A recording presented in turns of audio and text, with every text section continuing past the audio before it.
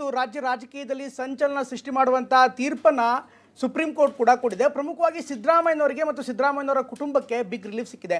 ಇಷ್ಟು ವರ್ಷಗಳ ಕಾಲ ರಾಜಕೀಯ ಮಾಡಿ ಕೊನೆ ಹಂತದಲ್ಲಿ ಆರೋಪದೊಂದಿಗೆ ಅಥವಾ ಕಪ್ಪು ಮಸಿಯೊಂದಿಗೆ ರಾಜಕೀಯ ನಿವೃತ್ತಿ ಆಗುವಂಥ ಆತಂಕ ಸಿದ್ದರಾಮಯ್ಯನವರಿಗಿತ್ತು. ಆದರೆ ಈಗ ತಕ್ಷಣಕ್ಕೆ ಅನ್ನುವಂತೆ ಸ್ವಲ್ಪ ರಿಲೀಫ್ ಕೂಡ ಸಿಕ್ಕಿದೆ. ಇದೇ ವಿಚಾರಕ್ಕೆ ಸಂಬಂಧಪಟ್ಟಂಥ ಡೀಟೇಲ್ ಆದಂಥ ಸ್ಟೋರಿ ಕೂಡ ನಾವು ನಿಮ್ಮ ಮುಂದೆ ಹೇಳ್ತಾ ಇದ್ದೀವಿ. ಅತ್ಯಂತ ಪ್ರಮುಖವಾದಂಥ ವಿವರವಿರುವಂಥ ಸ್ಟೋರಿಗಳನ್ನು ಕೂಡ ನಿಮ್ಮ ಮುಂದೆ ಪ್ರೆಸೆಂಟ್ ಮಾಡ್ತೀವಿ. ಜೊತೆಗೆ ಏನಾಗಿದೆ ಈಗ ಮೂಡಾ ವಿಚಾರದಲ್ಲಿ ಇಡಿ ಏನು ನೋಟಿಸ್ ಕೊಟ್ಟಿದೆ ಅದನ್ನು ರದ್ದತಿ ಕೂಡ ಮಾಡಲಾಗಿದೆ. ಸುಪ್ರೀಂ ಕೋರ್ಟ್ ಆ ತೀರ್ಪನ್ನು ಅಂದರೆ ಹೈಕೋರ್ಟ್ ಕೊಟ್ಟಿರುವಂಥ ತೀರ್ಪನ್ನು ರದ್ದತಿಯನ್ನು ಎತ್ತಿ ಕೂಡ ಹಿಡಿದೆ. ಇದರಿಂದ ಏನಾಗುತ್ತೆ ಈಗ ಮೂಡಾ ಅಸ್ತ್ರದ ಕತೆ ಇಲ್ಲಿಗೆ ಮುಗಿತಾ ನೋಡೋಣ ಬನ್ನಿ.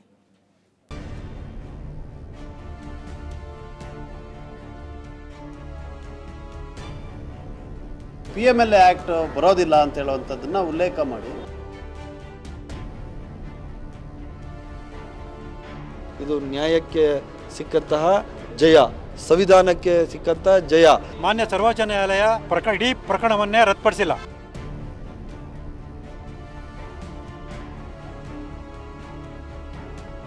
ರಾಜ್ಯ ಕರ್ನಾಟಕದಲ್ಲಿ ಅಲ್ಲೋಲ ಕಲ್ಲೋಲ ಸೃಷ್ಟಿಸಿದ್ದ ಪ್ರಕರಣ ಅಂದ್ರೆ ಅದು ಮುಡಾ ಕೇಸ್. ಮುಡಾ ಸೈಟ್ ಹಂಚಿಕೆಯಲ್ಲಿ ಅಕ್ರಮ ನಡೆದಿದೆ ಅನ್ನೋ ಆರೋಪದ ಮುಳ್ಳು ಸಿಎಂ ಸಿದ್ದರಾಮಯ್ಯ ಕುಟುಂಬವನ್ನ ಸುತ್ತಿಕೊಂಡಿತ್ತು. ಈ ಪ್ರಕರಣ ಮತ್ತೊಮ್ಮೆ ಮುನ್ನೆಲೆಗೆ ಬಂದಿದೆ. ಸಿಎಂ ಕುಟುಂಬದ ವಿರುದ್ಧ ಸುಪ್ರೀಂ ಮೆಟ್ಟಿಲೇರಿದ್ದ ಇಡಿಗೆ ತೀವ್ರ ಹಿನ್ನಡೆಯಾಗಿದೆ. ಮುಡಾ ಕೇಸ್, ಸಿಎಂ ಕುಟುಂಬಕ್ಕೆ ಬಿಗ್ ರಿಲೀಫ್.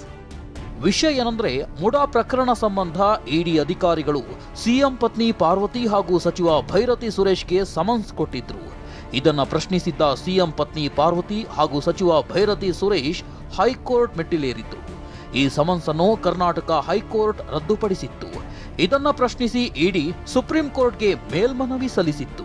ಆದ್ರೆ ಇವತ್ತು ಮುಖ್ಯ ನ್ಯಾಯಮೂರ್ತಿ BR ಗವಾಯಿ ನೇತೃತ್ವದ ಪೀಠ ಇಡಿ ಅರ್ಜಿಯನ್ನ ವಜಾಗೊಳಿಸಿ ಹೈಕೋರ್ಟ್ ಆದೇಶವನ್ನ ಎತ್ತಿ ಹಿಡಿದಿದೆ. ರಾಜಕೀಯಕ್ಕಾಗಿ ನಿಮ್ಮನ್ಯಾಕೆ ಬಳಸಿಕೊಳ್ಬೇಕು, ಇಡಿಗೆ ಸುಪ್ರೀಂ ಚಾಟಿ. ಇದಿಷ್ಟೇ ಅಲ್ಲ, ಸಿಜಿಐ BR ಗವಾಯಿ ಅವರು ಜಾರಿ ನಿರ್ದೇಶನಾಲಯವನ್ನ ತರಾಟೆಗೆ ತೆಗೆದುಕೊಂಡಿದ್ದಾರೆ. ಇಡಿಯನ್ನ ರಾಜಕೀಯ ಹೋರಾಟಕ್ಕೆ ಬಳಸ್ಕೋಬೇಡಿ, ರಾಜಕೀಯ ಹೋರಾಟ ಚುನಾವಣಾ ಕಣದಲ್ಲಿರಲಿ ಎಂದು ಕೇಂದ್ರ ಸರ್ಕಾರಕ್ಕೆ ತಾಕೀತು ಮಾಡಿದ್ದಾರೆ. ಹಾಗಿದ್ರೆ ಮುಖ್ಯ ನ್ಯಾಯಮೂರ್ತಿಗಳು ಇನ್ನು ಏನೇನು ಹೇಳಿದ್ರು, ಇಲ್ಲಿದೆ ರಿಪೋರ್ಟ್. ಇಡಿಯನ್ನು ರಾಜಕೀಯ ಹೋರಾಟಕ್ಕೆ ಬಳಸ್ಕೋಬೇಡಿ, ರಾಜಕೀಯ ಹೋರಾಟ ಚುನಾವಣಾ ಕಣದಲ್ಲಿರಲಿ, ದಯವಿಟ್ಟು ನನ್ನ ಬಾಯಿಯನ್ನ ತೆರೆಯುವಂತೆ ಮಾಡಬೇಡಿ. ಬಾಯಿ ತೆರೆದ್ರೆ ಕಠಿಣ ಟೀಕೆಗಳನ್ನ ನೀವು ಎದುರಿಸಬೇಕಾಗುತ್ತೆ. ದುರಾದೃಷ್ಟವಶಾತ್ ನನಗೂ ಮಹಾರಾಷ್ಟ್ರದಲ್ಲಿ ಅನುಭವವಿದೆ. ಇದೇ ರೀತಿ ಅನ್ಯಾಯವನ್ನು ದೇಶದಾದ್ಯಂತ ಮುಂದುವರಿಸುವಂತಿಲ್ಲ. ಮತದಾರರ ಮುಂದೆ ರಾಜಕೀಯ ಹೋರಾಟ ಮಾಡಲಿ, ರಾಜಕೀಯ ಹೋರಾಟಕ್ಕೆ ಇಡಿಯನ್ನ ಏಕೆ ಬಳಸಿಕೊಳ್ಳಲಾಗ್ತಿದೆ? ಹೀಗೆ ಹೇಳಿರೋ ಸುಪ್ರೀಂ ಕೋರ್ಟ್ ಹೈಕೋರ್ಟ್ ಏಕಸದಸ್ಯ ಪೀಠ ನೀಡಿದ್ದ ಆದೇಶದಲ್ಲಿ ಲೋಪಗಳಿಲ್ಲ ಎಂದು ಇಡಿ ಸಲ್ಲಿಸಿದ್ದ ಅರ್ಜಿ ವಜಾ ಮಾಡಿದೆ. ಸುಪ್ರೀಂ ಕೋರ್ಟ್ನಿಂದ ಇಂತಹದೊಂದು ತೀರ್ಪು ಬರ್ತಿದ್ದಂತೆಯೇ ವಕೀಲ ಕಮ್ ಸಿಎಂ ಕಾನೂನು ಸಲಹೆಗಾರ ಪೊನ್ನಣ್ಣ ಪ್ರತಿಕ್ರಿಯಿಸಿದ್ದಾರೆ. PMLA ಆಕ್ಟ್ ಈ ಪ್ರಕರಣಕ್ಕೆ ಅನ್ವಯವಾಗುವುದಿಲ್ಲ. 14 ಸೈಟ್ಗಳನ್ನು ಹಿಂದಕ್ಕೆ ಕೊಟ್ಟಿದ್ರಿಂದ ಯಾವುದೇ ಮನಿ ಲಾಂಡ್ರಿಂಗ್ ಆಗಿಲ್ಲ ಎಂದು ಸ್ಪಷ್ಟಪಡಿಸಿದ್ದಾರೆ. ಇಲ್ಲಿ ಯಾವ ಕಾರಣಕ್ಕೂ ಕೂಡ ಅಪರಾಧ ಆಗಿಲ್ಲ ಅಂದರೆ ಪ್ರೊಸೀಡ್ಸ್ ಆಫ್ ಕ್ರೈಮ್ ಇಲ್ಲ. ಅದರಿಂದ PMLA ಆ್ಯಕ್ಟ್ ಬರೋದಿಲ್ಲ ಅಂತ ಹೇಳುವಂಥದ್ದನ್ನು ಉಲ್ಲೇಖ ಮಾಡಿ ನೋಟಿಸನ್ನೇ ರದ್ದು ಮಾಡಿ. ದಯವಿಟ್ಟು ನಮ್ಮಿಂದ ಯಾವುದೇ ರೀತಿಯಾದಂಥ ಪ್ರತಿಕ್ರಿಯೆ ನೀವು ಬಯಸ್ತಿದ್ರೆ ಇದನ್ನು ನೀವು ಜಾಸ್ತಿ ಎಳಿಬಾರ್ದು ಅಂತೇಳಿ ಸರ್ವೋಚ್ಚ ನ್ಯಾಯಾಲಯ ಇವತ್ತು ಅವರಿಗೆ ಇದನ್ನು ಈ ಪ್ರಕರಣ ನಡೆದಂಥ ಸಂದರ್ಭದಲ್ಲಿ ಹೇಳಿದ್ದು ತಾವೆಲ್ಲ ಕೂಡ ಗಮನಿಸಿದ್ದೀರಿ. ಪ್ರಕರಣದ ಆರೋಪಿಯಾಗಿದ್ದ ಸಚಿವ ಭೈರತಿ ಸುರೇಶ್ ಕೂಡ ಇದು ದೊಡ್ಡ ಜಯ ಎನ್ನುವುದಕ್ಕಿಂತ ನಮಗೆ ನ್ಯಾಯ ಸಿಕ್ಕಿದೆ ಎಂದಿದ್ದಾರೆ. ಇದು ನ್ಯಾಯಕ್ಕೆ ಸಿಕ್ಕಂತಹ ಜಯ, ಸಂವಿಧಾನಕ್ಕೆ ಸಿಕ್ಕಂತಹ ಜಯ. ನಮಗೆ ಹೈಕೋರ್ಟ್ ಮತ್ತು ಸುಪ್ರೀಂ ಕೋರ್ಟೇ ನಮಗೆ ದೇವಸ್ಥಾನದ ಥರ. ಇನ್ನು ಸುಪ್ರೀಂ ಕೋರ್ಟ್ ಇಡಿಯ ದುರ್ಬಳಕೆಯ ಬಗ್ಗೆ ಕಳವಳ ವ್ಯಕ್ತಪಡಿಸಿದೆ.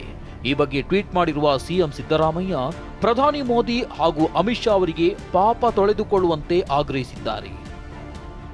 ರಾಜಕೀಯವಾಗಿ ನನ್ನನ್ನು ಎದುರಿಸಲಾಗದ ಬಿಜೆಪಿ ಮತ್ತು ಅದರ ಸಂಗಾತಿಗಳು ಸಂವಿಧಾನಿಕ ತನಿಖಾ ಸಂಸ್ಥೆಗಳಾದ CBI ಮತ್ತು ಇಡಿಯನ್ನು ದುರ್ಬಳಕೆ ಮಾಡಿಕೊಂಡು ನನ್ನ ಪತ್ನಿಯ ವಿರುದ್ಧ ಸುಳ್ಳು ಪ್ರಕರಣವನ್ನು ಸೃಷ್ಟಿಸಿ ನೀಡಿರುವ ಕಿರುಕುಳ ಅತ್ಯಂತ ಹೇಯವಾದುದು. ಇದರಿಂದ ನಾನು ಮತ್ತು ನನ್ನ ಕುಟುಂಬ ಅನುಭವಿಸಿದ ಮಾನಸಿಕವಾದ ಕಿರುಕುಳವನ್ನು ನಾನೆಂದೂ ಮರೆಯಲಾರೆ. ಪ್ರಧಾನಿ ಮೋದಿ ಮತ್ತು ಅಮಿತ್ ಶಾ ಅವರು ಎಚ್ಚೆತ್ತುಕೊಂಡು ಐಟಿ, ಸಿಬಿಐ ಮತ್ತು ಇಡಿ ಅಂತಹ ಸಾಂವಿಧಾನಿಕ ಸಂಸ್ಥೆಗಳ ದುರ್ಬಳಕೆಯನ್ನು ನಿಲ್ಲಿಸಿ ಅವುಗಳಿಗೆ ಇರಬೇಕಾದ ಸ್ವಾಯತ್ತತೆಯನ್ನು ಕೊಟ್ಟು ತಮ್ಮ ಪಾಪ ತೊಳೆದುಕೊಳ್ಳಬೇಕು. ನನ್ನ ಮತ್ತು ನನ್ನ ಕುಟುಂಬದ ವಿರುದ್ಧ ಕಪೋಲಕಲ್ಪಿತ ಆರೋಪ ಮಾಡಿದ ಬಿಜೆಪಿ ಮತ್ತು ಜೆಡಿಎಸ್ ನಾಯಕರಲ್ಲಿ ಕಿಂಚಿತ್ತಾದರೂ ಮಾನ ಮರ್ಯಾದೆ ಅನ್ನೋದು ಉಳಿದುಕೊಂಡಿದ್ದರೆ ಅವರೆಲ್ಲರೂ ತಕ್ಷಣ ತಮ್ಮ ತಪ್ಪಿಗಾಗಿ ಸಾರ್ವಜನಿಕ ಕ್ಷಮೆ ಯಾಚಿಸಬೇಕು. ಮತ್ತೊಂದು ಕಡೆ ದೂರುದಾರ ಸ್ನೇಹಮಯಿ ಕೃಷ್ಣ ಪ್ರತಿಕ್ರಿಯಿಸಿದ್ದಾರೆ. ಸಿಎಂ ಕುಟುಂಬ ಶಿಕ್ಷೆಯಿಂದ ತಪ್ಪಿಸಿಕೊಳ್ಳಲು ಸಾಧ್ಯವಿಲ್ಲ ಅಂತ ಹೇಳಿದ್ದಾರೆ. ತನಿಖಾ ಸಂಸ್ಥೆಗಳ ಜೊತೆ ಸಹಕರಿಸಲ ಅನ್ನೋ ಕಾರಣಕ್ಕೆ ಅವರೇನು ಆರೋಪ ತಪ್ಪಿಸಲು ಸಾಧ್ಯ ಇಲ್ಲ. ಮಾನ್ಯ ಸರ್ವೋಚ್ಚ ನ್ಯಾಯಾಲಯ ಇಡೀ ಪ್ರಕರಣವನ್ನೇ ರದ್ದುಪಡಿಸಿಲ್ಲ. ಏನಾದ್ರು ನೋಟಿಸ್ ಕೊಟ್ಟಿದ್ರು, ನೋಟಿಸ್ ಕೊಟ್ಟಿಗೆ ಸಂಬಂಧಪಟ್ಟ ಮಾತ್ರ ಆದೇಶ ಮಾಡಿದ್ರೆ. ಮುಡಾ 14 ಸೈಟ್ ಅಕ್ರಮವಾಗಿ ಪಡೆದ ಆರೋಪದಲ್ಲಿ ಸಿಎಂ ಕುಟುಂಬಕ್ಕೆ ಇಡಿ ಪ್ರಕರಣದಿಂದ ಮುಕ್ತಿ ಸಿಕ್ಕಿದೆ. ಸುಪ್ರೀಂ ಕೋರ್ಟ್ ಈ ತೀರ್ಪಿನ ಮೂಲಕ ರಾಜಕೀಯ ದುರುದ್ದೇಶ ಎಂಬ ಸಿಎಂ ಮಾತನ್ನು ಪುಷ್ಟೀಕರಿಸಿದೆ. ಈ ಬೆಳವಣಿಗೆಯಿಂದ ಸಿದ್ದರಾಮಯ್ಯ ರಾಜಕೀಯವಾಗಿ ಮತ್ತಷ್ಟು ಬಲಿಷ್ಠರಾಗಿದ್ದಾರೆ. ಆದರೆ ಮುಡಾ ಸೈಟು ಹಂಚಿಕೆ ಹಗರಣದ ಒಟ್ಟಾರೆ ತನಿಖೆಯನ್ನ ಇಡಿ ಮುಂದುವರಿಸಲಿದೆ. ಹರೀಶ್, TV9 ಬೆಂಗಳೂರು.